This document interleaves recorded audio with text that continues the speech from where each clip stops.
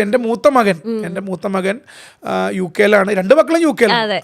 മൂത്ത മകൻ ഇപ്പോൾ ഇപ്പം നമ്മൾ ഇന്റർവ്യൂ ഈ ചോദ്യം ചോദിച്ചതിന്റെ പശ്ചാത്തലത്തിൽ പറയുകയാണ്, ഈ 2 ദിവസം മുന്നേ വെറും 2 days ബിഫോർ മൂത്തയാള് അയാളുടെ പേര് അഭിനവ് എന്നാണ്.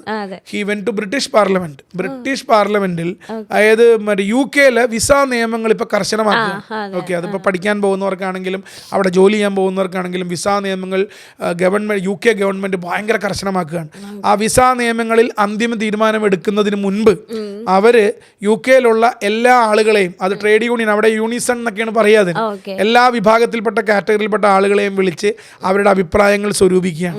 അങ്ങനെ വടക്കൻ അയർലൻഡിലെ, എൻ്റെ മകനുള്ളത് വടക്കൻ അയർലൻഡിലെ കമ്മ്യൂണിറ്റി ആൻഡ് വോളണ്ടിയേഴ്സ് എന്ന് പറയുന്ന വലിയ കാറ്റഗറിയെ റെപ്രസെന്റ് ചെയ്ത് നോർത്തേൺ അയർലൻഡിലെ representative of community and volunteers of northern Ireland, അതിനെ റെപ്രസെന്റ് ചെയ്ത് ബ്രിട്ടീഷ് പാർലമെന്റിൽ പോയി സംസാരിച്ച ഒരാൾ എൻ്റെ മോനായിരുന്നു കഴിഞ്ഞ ദിവസം. മനസ്സിലായില്ലേ?